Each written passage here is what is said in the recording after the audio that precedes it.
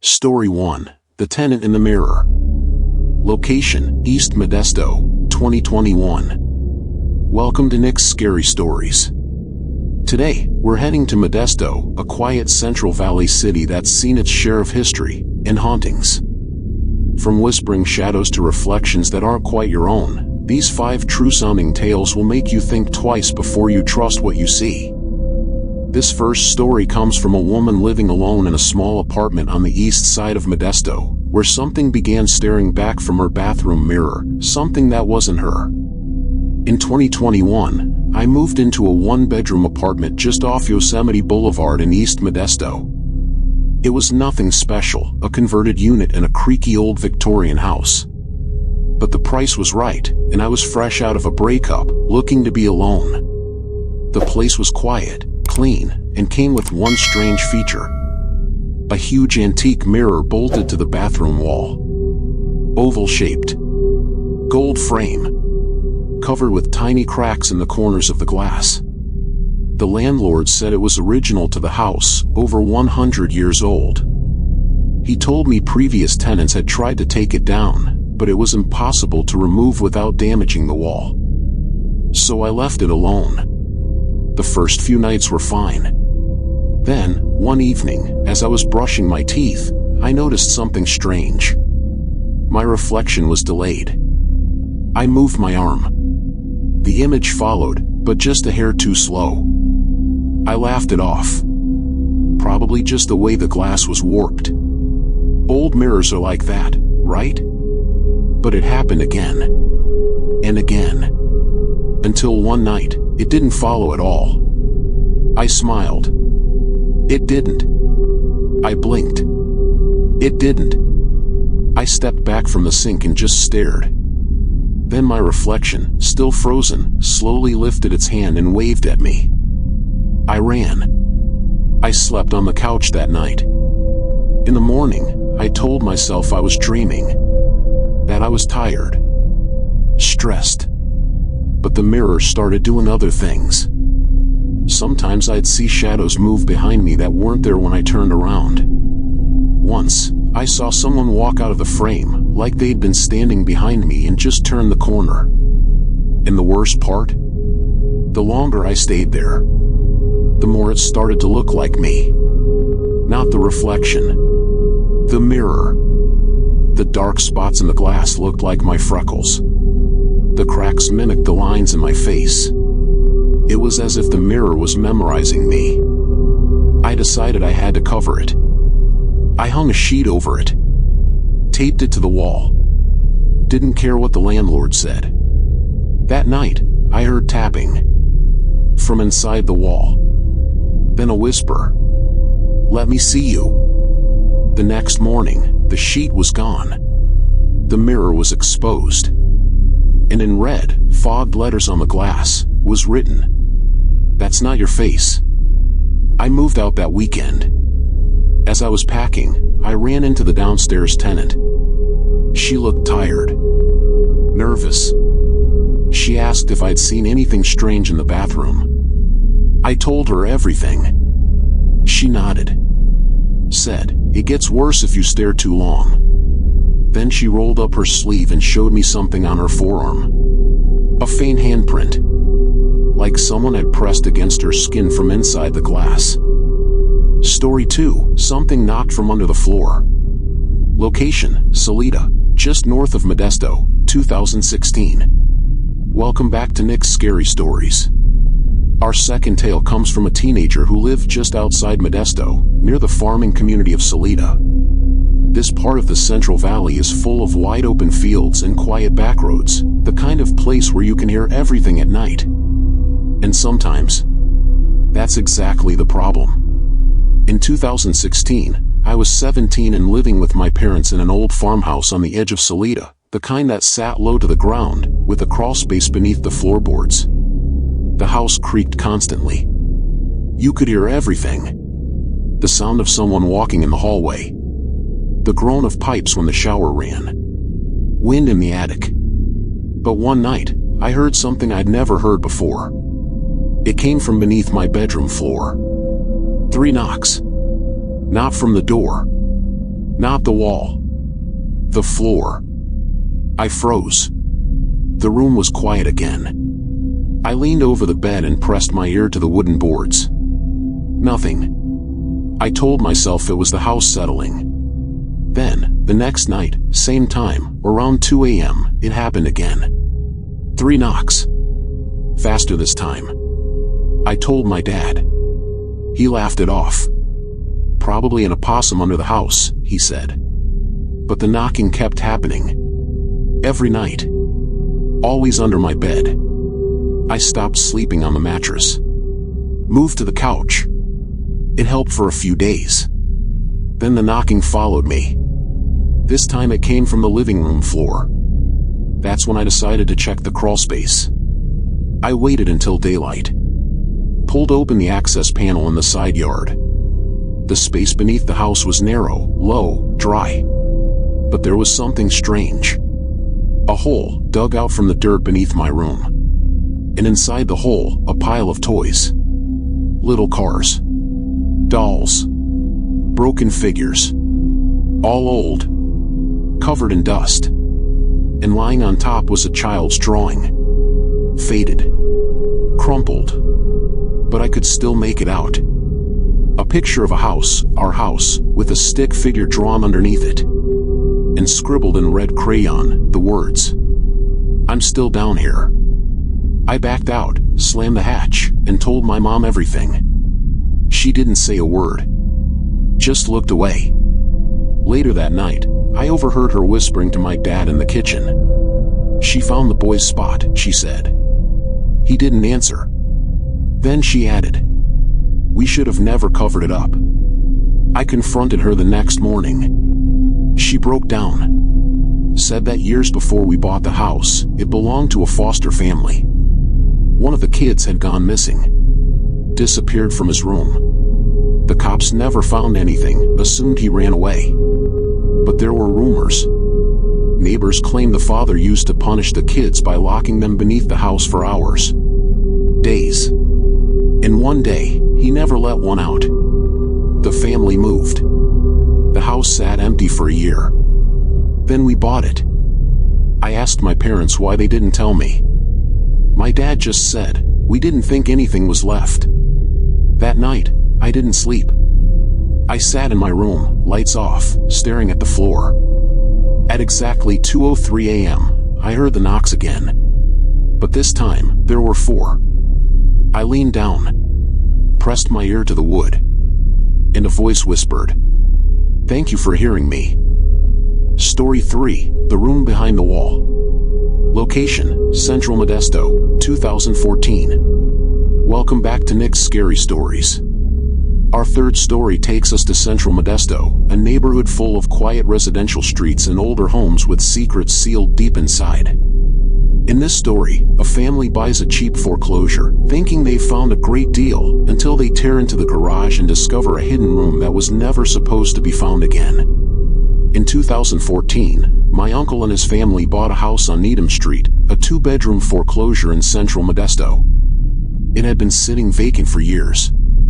The bank wanted it gone, and my uncle, being a contractor, figured he could fix it up cheap. The layout was simple. 2 bedrooms, 1 bath, a narrow hallway, and a detached garage that looked newer than the rest of the house, like it had been added in the 90s. The weird thing was, the garage looked too small from the outside. On the blueprints, it measured 22 feet deep. Inside, it was only about 16. That's when my uncle realized something. A wall had been built across the back. A fake one. Clean drywall, newer studs. No door, no handles, no access. Like someone wanted that back section completely sealed off.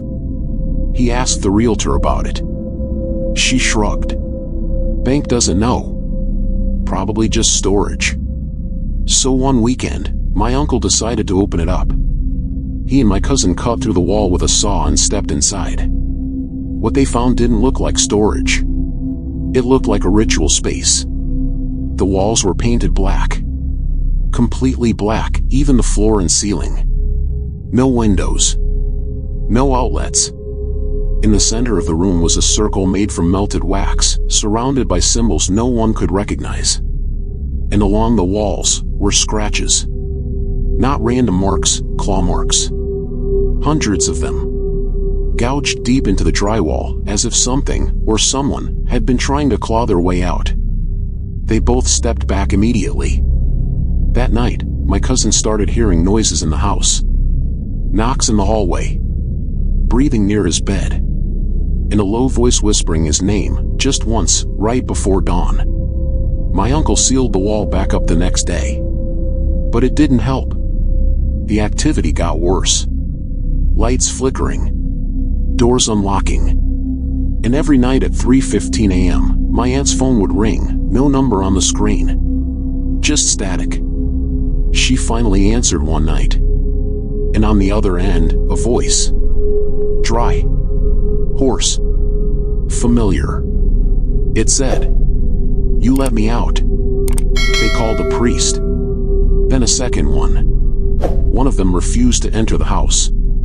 The other walked straight into the garage, stood in front of the sealed wall, and just shook his head. "I can't help you," he said. This was meant to stay buried. Within a week, they moved out. The bank resold the house again in 2015. To a couple from out of town. They lived there just 4 months before putting it back on the market. When asked why, the husband simply said, "We kept hearing scratching from the inside of the garage wall." Story 4, the resident who wasn't on the list. Location, North Modesto, California, 2008. Welcome back to Nick's Scary Stories. Our fourth tale brings us to North Modesto, where a young woman working overnight shifts at an assisted living facility began noticing something strange. A quiet, elderly man who wandered the halls at night, never said a word, and whose room didn't exist. This story was shared anonymously, and once you hear it, you'll understand why. In 2008, I worked the night shift at a private nursing home on Sylvan Avenue. It wasn't a huge facility, just 12 rooms and a small staff. I was 23, working toward my nursing license, and the pay was decent. It was quiet work, most nights. Until the new resident arrived. I remember it clearly. It was just after midnight. I was doing room checks when I saw a man walking slowly down the west hallway, hunched over, white hair, thin frame, wearing a gray hospital gown. I figured he was one of ours, just up for a late night walk. I said, "Sir, can I help you back to your room?" He didn't respond. Didn't look at me.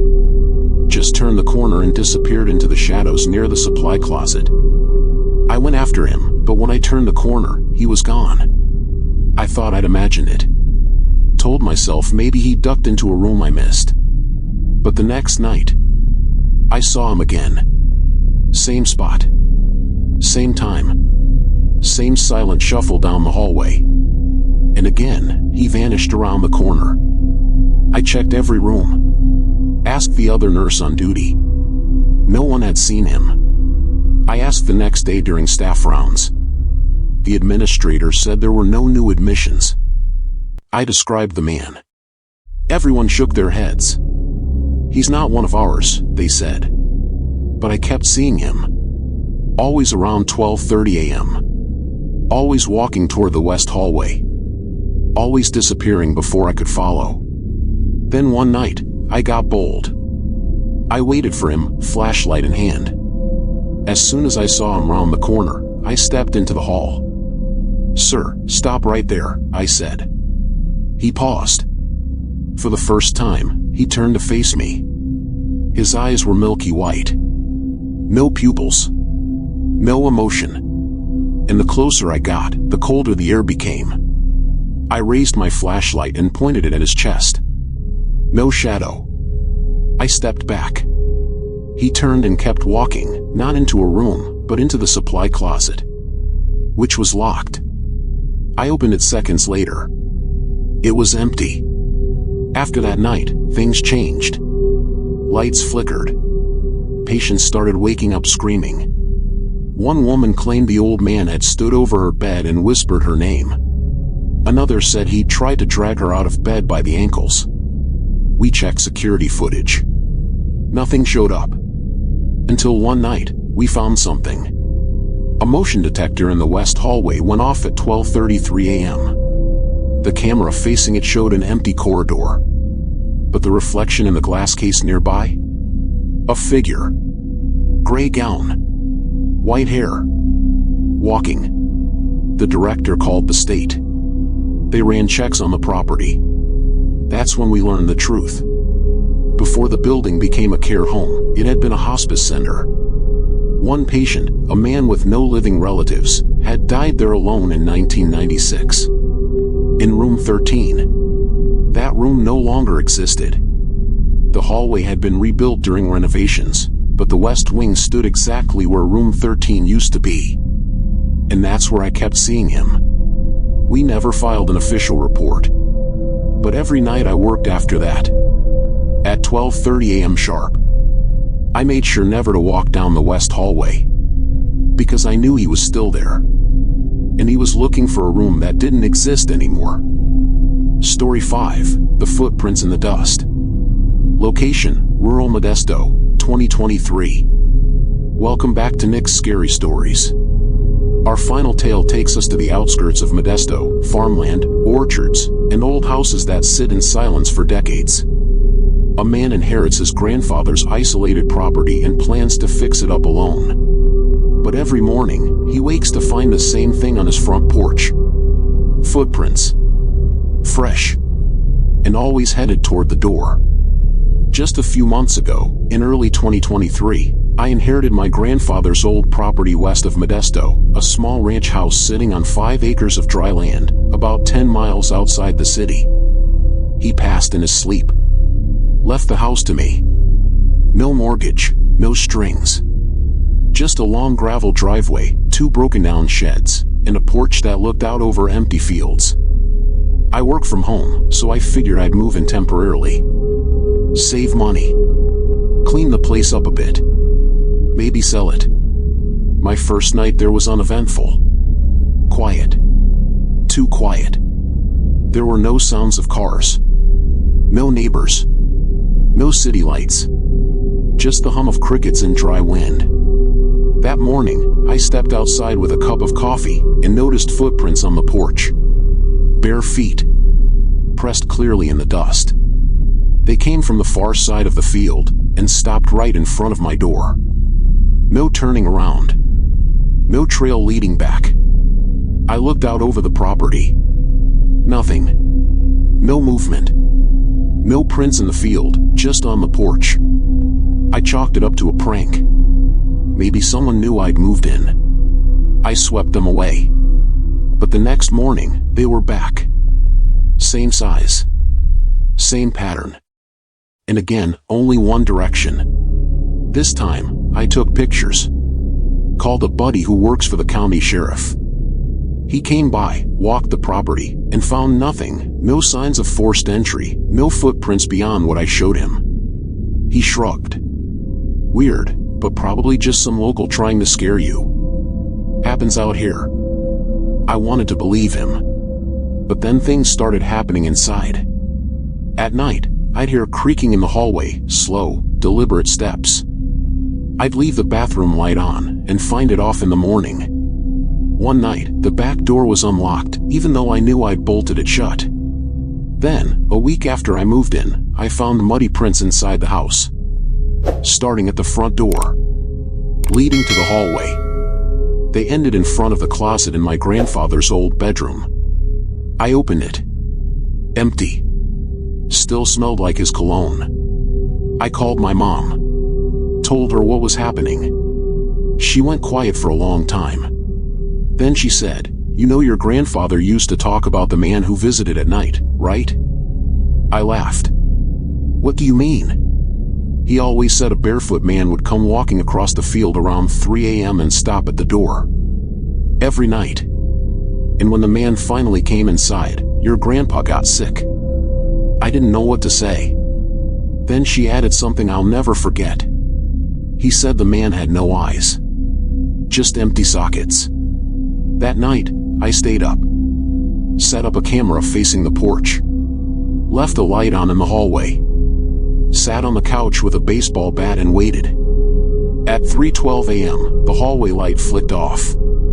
Then I heard the porch creak. Slow, heavy steps. Right up to the door. I didn't move. Didn't breathe.